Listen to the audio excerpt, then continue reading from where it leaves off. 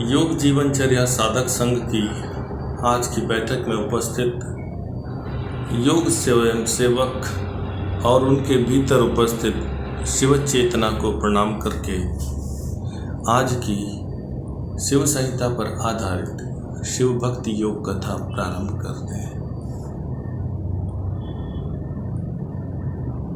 शिव जो भी कहते हैं वो अपने आप में ज्ञान है, विज्ञान है, पराविज्ञान है, दर्शन है। और यह ज्ञान, विज्ञान, पराविज्ञान और दर्शन प्राचीन काल से ही चला आ रहा है। शिव जो भी कहते हैं वो एक विधि के विषय में कहते हैं, एक उपाय बताते हैं, एक मार्ग बताते हैं। कहते हैं यान यान ही प्रोक्तानि पंचपद्ये फलानि वै तानि सर्वाणि सूत्रामेत ज्ञात्वा भवन्ति। तो जो चक्रों के विषय में देव ने पहले बताया है और अब वे आज्ञा चक्र के विषय में बताते हैं कि आज्ञा चक्र के ध्यान से समस्त सिद्धियां प्राप्त हो सकती हैं। करके देखिए और जानिए। यह करोति सदा अभ्यास आज्ञा पदे वीक्षण वासनाया महाबंध तिरस्कृत प्रमोदते। पुनः कहते हैं कि आज्ञा चक्र का ध्यान करने से पापों का विनाश होता है, वासना और व्यसन से मुक्ति मिलती है। यदि आप आज्ञा चक्र के ध्यान करने का कर्म करेंगे तो आपको इसके परिणाम स्वरूप वासना से मुक्ति, व्यसन से मुक्ति और पाप से मुक्ति मिल सकती। प्राण प्रयाण समये तत्पद्य स्मरण सुधि त्यजेत प्राणम स्वधर्मात्मा परमात्मा निर्लायते। जैसे ही प्राण शरीर के बाहर निकले अर्थात बाहर जाती हुई श्वास के समय यदि आज्ञा चक्र का ध्यान करे तो मनुष्य का चित्त परमात्मा में लीन हो जाता है। आगे कहते हैं तिष्ठन गच्छन स्वप्न जागृतो यो ध्यानम कुरुते नर पाप कर्म विकुर्वाण नाहि मज्जति किल्बिषम्। उठते जागते सोते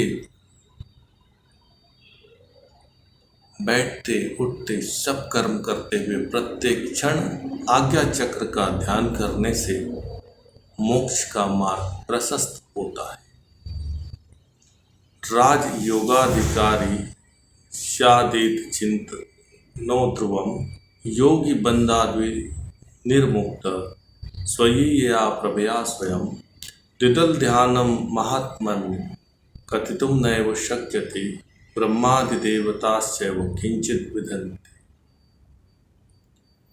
जो मनुष्य आज्ञा चक्र का ध्यान करता है और बाहर जाती हुई श्वास के क्षण में भी आज्ञा चक्र का ध्यान करता है और प्रत्येक क्षण यह कर्म करता है, वह व्यक्ति राजयोग का अधिकारी हो जाता है और देवतुल्य हो जाता है।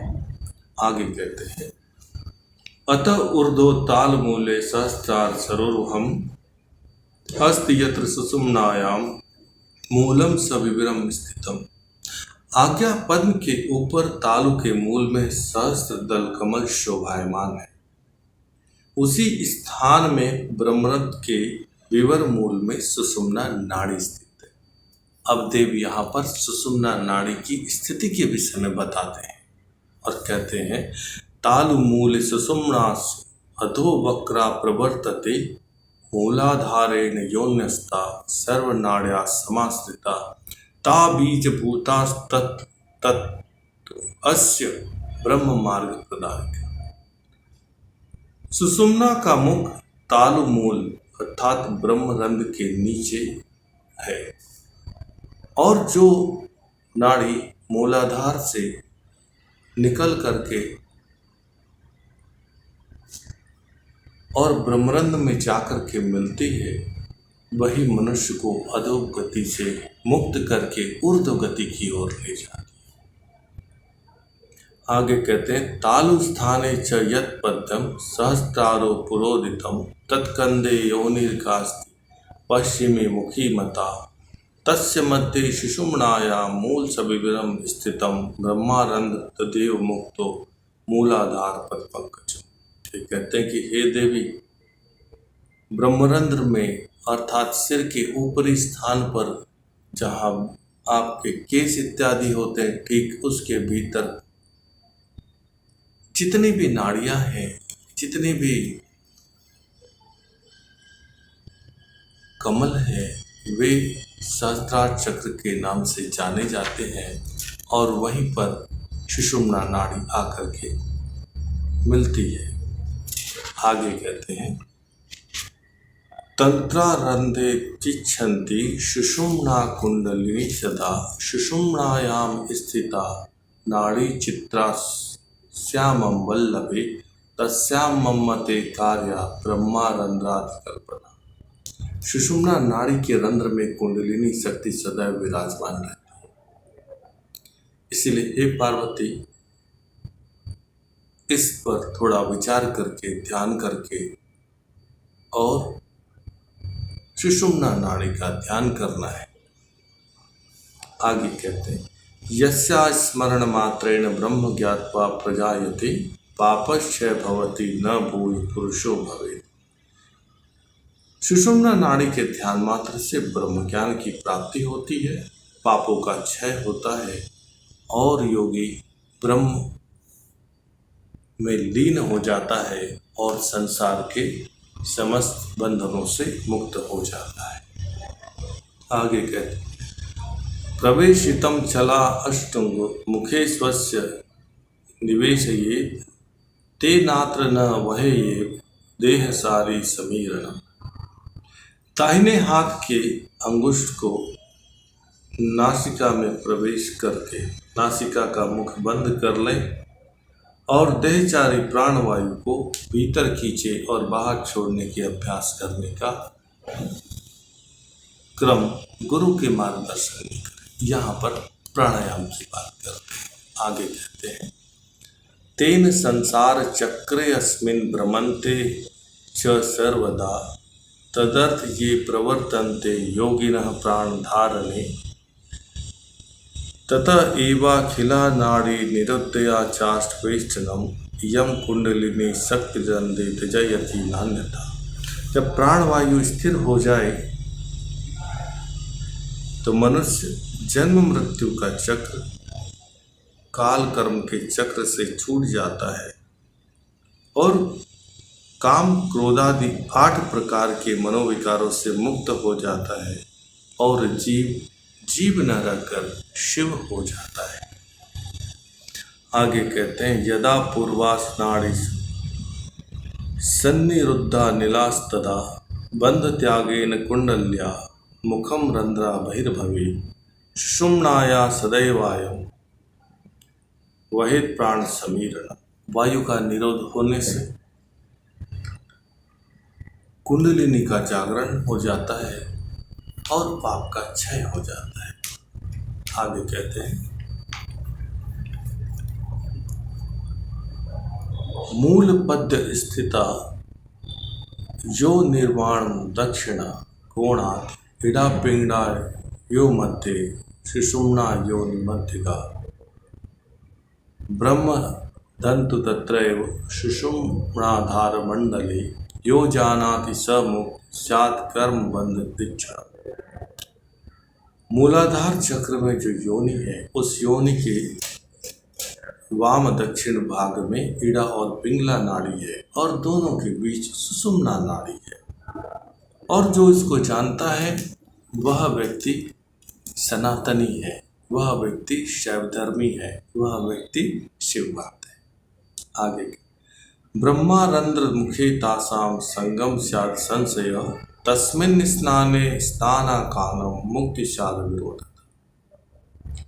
इन तीनों नाड़ी को जानने के बाद इन तीनों नाड़ियों के मुख का जहाँ पर मिलन होता है उसको जानने से मुक्ति का लाभ होता है। आगे कहते हैं गंगा यमुना यो मध्य वहिषा सरस्वती तासा तो संगमे स्थानत्वाध्याय यति परमाम गति।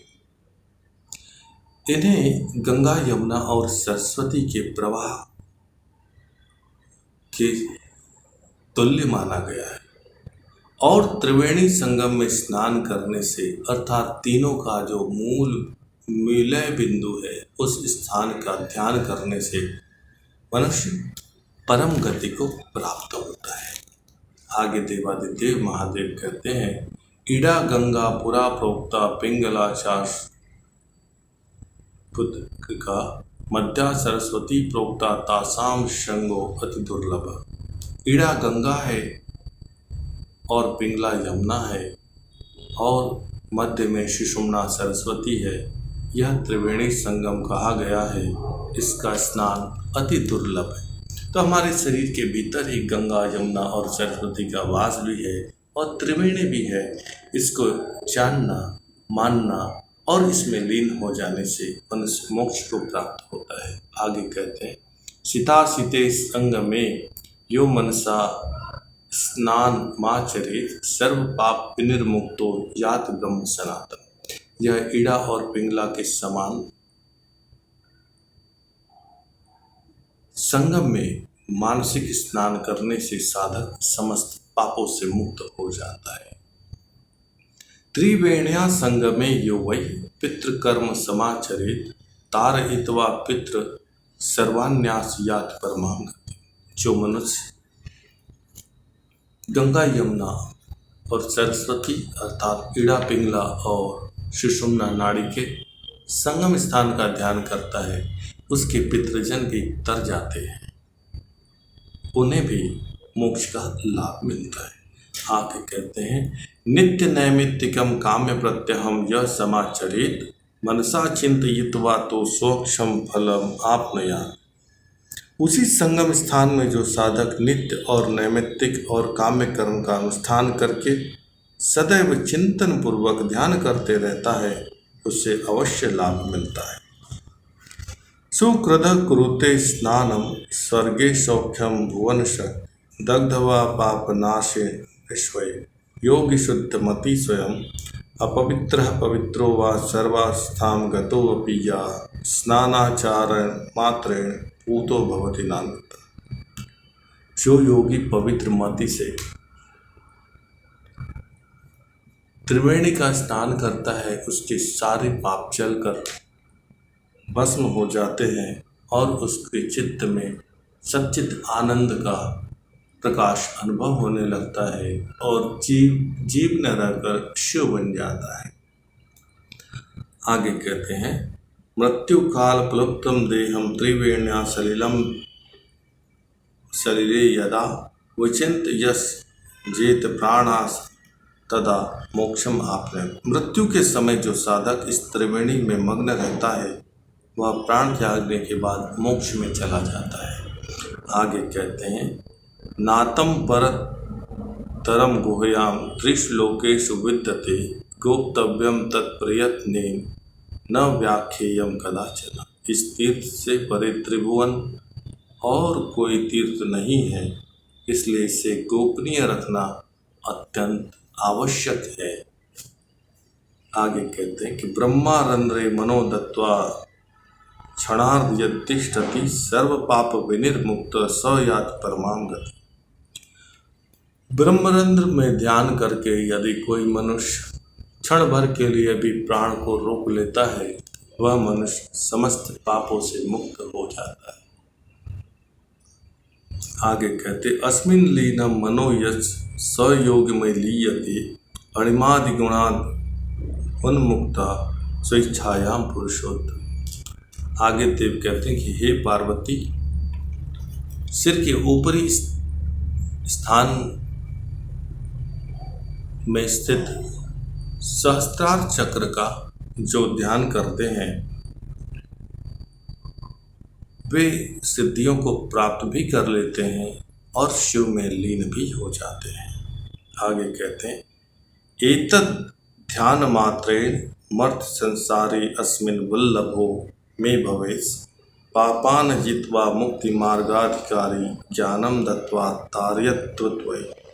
हे देवी, इस ब्रह्मरंध्र के ध्यान मात्र से ही संसार में प्राणी हमको प्रिय हो जाता है और पाप राशि को जीतकर मुक्ति के मार्ग का अधिकारी हो जाता है।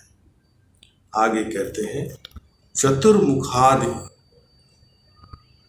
त्रिदैश्वर्यगम्यं योगिवल्लभं प्रयत्नेन सुगोप्यं तद ब्रह्मारंध्रमयोदितम्।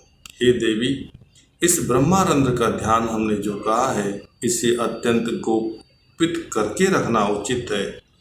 यह ज्ञानियों और योगी को अति प्रिय है, इस और देवताओं के लिए भी यह दुर्लभ है। आगे कहते हैं, पुरामयोक्ता या योनि सहस्रारे सरोरुहे तस्याधो वर्तते चंद्रस ध्यान क्रियते बुधे। हे देवी, हमने जिस सहस्त्रार चक्र के विषय में आपसे कहा है, योगी ऋषि मुनि तपस्वी ज्ञानी ध्यानी साधु संत सभी इसका ध्यान करते हैं और हम में लीन होकर हम ही को भजते हैं। आगे कहते हैं, यस स्मरण मात्रेण योगिंद्रो अविनिमंडले पूज्यो भवति देवानाम सिद्धानाम सम्मतो भवे। जो भी इस चंद्रमंडल का, जो सिर के ऊपर चंद्रमंडल है, उसका ध्यान करते हैं, संसार में पूजनीय हो जाता है। शिरः कपाल विवरे ध्याये दुग्ध महोदध्यम तत्र स्थित्वा सहस्रारे पद्मे चंद्र विचंति। सिर के ऊपरी भाग पर ठीक जहाँ केश इत्यादि होते हैं, उसके ठीक भीतर जो कपाल विवर है, यदि उसका ध्यान करें तो मनुष्य की भीतर शांत जैसी शीतल शांति का उदय होने लगता है। आगे कहते हैं, शिरः कपाल विवरे द्विरस्तकलायुत पीयूषम भानु सांख्य भावेत निरंजनम निरंतर अभ्यासानि दिने दिने पश्यन्ति ध्रुवम दृष्टिमात्रेण पापौघम जहत्यैव साधक। जो इस ब्रह्मांड का अर्थात सहस्त्रार चक्र का अर्थात सिर के ऊपरी हिस्से का निरंतर ध्यान करते हैं और साथ ही साथ बाहर जाती हुई वायु का भी ध्यान करते हैं, वे साधक अत्यंत रहस्यमयी हो जाते हैं। अनागतश्च स्फुरति चित्त शुद्धिर्भवेत् खलु सद्य कृत्वापि दहति महापात पंचकम। यह ध्यान करने से अनागत विषय की स्फूर्ति होती है और चित्त की शुद्धि भी होती है और उसके ध्यान मात्र से पंच महापातक का दहन कर मनुष्य शिव में लीन हो जाता है। अत्यंत रहस्यमयी बातें, लेकिन बातें पूर्णतः विज्ञान से परे, बुद्धि से परे। आगे कहते हैं, आनुकूल्यम ग्रहा यान्ति सर्वे नश्यांत उपद्रवा उपसर्गा समम यान्ति युद्धे जय वाप्नुयात् खेचरी भूचरी सिद्धिर्भवेत् क्षीरे दोदशनाथ ध्यानादेव भवेत् सर्व नात्र कार्य विचारणा संता अभ्यास योगेन सिद्धो भवति मानव सत्यम सत्यम पुनः सत्यम मम तुल्यो भवेद्ध्रुवम् योग शास्त्रम च परम योगी नाम सिद्धिताय। कहते हैं कि शिरस चंद्रमा का ध्यान करने से सभी ग्रह अनुकूल हो जाते हैं, समस्त उपद्रव का नाश हो जाता है, खेचरी और भूचरी की सिद्धि हो जाती है, इसमें कोई संदेह नहीं है। इसलिए हे महादेवी, हम सत्य सत्य बार बार कहते हैं कि हमारे तुल्य हो जाए, इसमें कोई संदेह नहीं है। लेकिन यह परम गोपनीय योग विद्या, कुंडलिनी योग विद्या अधिकारी को दे करके गुप्त रूप से उसकी साधना करना और गोपनीयता बनाए रखना, इस का नियम पालन करना अत्यंत आवश्यक है। आगे कहते हैं, अतः ऊर्ध दिव्य रूप सहस्त्रार सरोरुहम ब्रह्मांडाख्यस्य देहस्य बाह्योत्तिष्ठ मुक्तिदम् कैलासो नामो तस्यैव महेशो यत्र तिष्ठति आकुलाख्यो अविनाशी च क्षयवृद्ध विवर्जित। देव कहते हैं, तालु के ऊपर भाग में दिव्य सहस्त्र दल कमल है और इस कमल मुक्तिदाता है। ब्रह्मांड रूपी शरीर के बाहर स्थित है, शरीर के ऊपर अंत में है, इसी को कैलाश कहते हैं और यही महेश्वर की स्थिति है और यहाँ अविनाशी देवादिदेव महादेव निवास करते हैं। आगे देवी से कहते हैं कि हे देवी, स्थानस्य ज्ञानमात्रेण नृणासारे अस्मिन् संभवो नैव भूय भूताज्ञां सतत अभ्यास योग कर्तु हेतु शास्त्र समृद्ध। स्थान के ज्ञान मात्र से जीव का यह संसार में फिर जन्म नहीं होता है। सर्वदा यह ज्ञान योग का अभ्यास करने से जीव मात्र की स्थिति संहार करने की शक्ति उत्पन्न हो जाती है। आगे कहते हैं, स्थाने परे हंस निवास भूते कैलासना मनीह निमिष्ट चेता योगी हत व्याधिरध कृतादिवायुश्चिरम जीवती मृत्यु। यह कैलाश नामक स्थान परमहंस का स्थान है, अर्थात सिर का सबसे ऊपरी स्थान परमहंस का स्थान है। इसमें सहस्त्र दल कमल जो साधक के मन को स्थिर करने के लिए पर्याप्त है। और जो मनुष्य अपने मन को अपने सिर के ऊपरी हिस्से में स्थिर करता है, उसकी समस्त व्याधियों का नाश हो जाता है और वह व्यक्ति मृत्यु भय से छूट जाता है। चित्तवृत्तिर यदा लीना कुलाख्ये परमेश्वरे तदा समाधि साम्येन योगी निश्चय लता प्रजे। जब साधक यह कुल नामक ईश्वर में चित्त को लीन कर देगा, योग की समाधि सिद्ध हो जाएगी। आगे कहते हैं, निरंतरे कृते ध्याने जगति स्मरणम भवेत् तदा विचित्र सामर्थ्य योगिनो भवति ध्रुव। यह निरंतर ध्यान करने से जगत विस्मरण हो जाएगा और योगी को विचित्र सामर्थ्य उपलब्ध हो जाएगी। आज के लिए बस इतना ही। उपस्थित योग स्वयं सेवक और आपके भीतर उपस्थित शिव चेतना आपने बड़े धैर्य, स्नेह, श्रद्धा और विश्वास के साथ शिव संहिता पर आधारित शिव भक्ति योग कथा को सुना, इसके लिए मैं आपके हृदय और मस्तिष्क का ऋणी हूँ। इस कथा के दौरान मेरे शब्द दोष, उच्चारण दोष, अर्थ दोष, तर्क दोष, सिद्धांत दोष, कोई भी दोष हुआ, इसके लिए मैं आपके भीतर उपस्थित शिव चेतना से क्षमा की याचना करता हूँ और करबद्ध विनती करता हूँ कि यदि आप मेरे दोष को पकड़ें तो उस दोष के निदान हेतु शिव भक्ति करें और शिव संहिता का अध्ययन मनन चिंतन करें। यदि मेरे दोष के माध्यम से आप शिव संहिता को पढ़ने के मार्ग पर चल पड़े तो मेरे दोष भी आपके लिए आशीर्वचन बन सकते हैं। वैसे भी देवादिदेव महादेव के भक्तों को, योग स्वयं सेवकों को किसी प्रकार के तर्क वितर्क, आलोचना, समालोचना, संतुलन की आवश्यकता नहीं पड़ती, क्योंकि उनकी एकमात्र विचारधारा होती एको शिव द्वितीयो नास्ते फल्गुते तवा सारम ग्रहीतव्यम। एक शिव है, इसके अलावा कुछ जानने योग्य बचा नहीं। व्यर्थ को त्याग कर विधि को पालन करके और शिवत्व को उपलब्ध करना उनके जीवन का लक्ष्य होता है।